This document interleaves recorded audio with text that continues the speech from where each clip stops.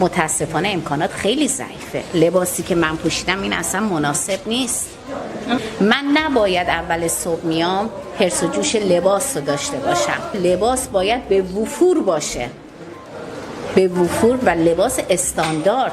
هر شیفتی من یه ماسکی باید به بیمارم بدم، به همراهش ماسک بدم، دستکش بدم، مواد ضد عفونی کننده باید به وفور باشه، الکل باید مدام باشه. وقتی من به خدماتم میگم ضد عفونی بکن، باید امکانات در اختیارش بذارم. متاسفانه لباس، تجهیزات حفاظت فردی خیلی کم هستش. الان آقا آمده به من میگه کلاه به من بده، من بردن نداریم که بدن.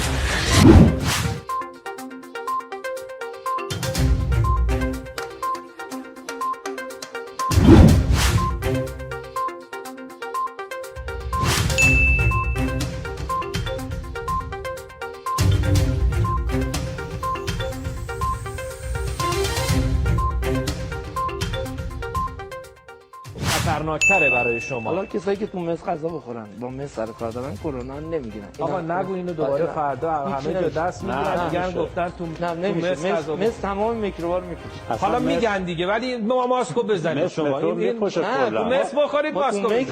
آقا مخلص. حقیقت. بله مس بهش میپردازیم حتما. بهش میپردازیم. باید تو مس غذا بخورن که کرونا بمیره.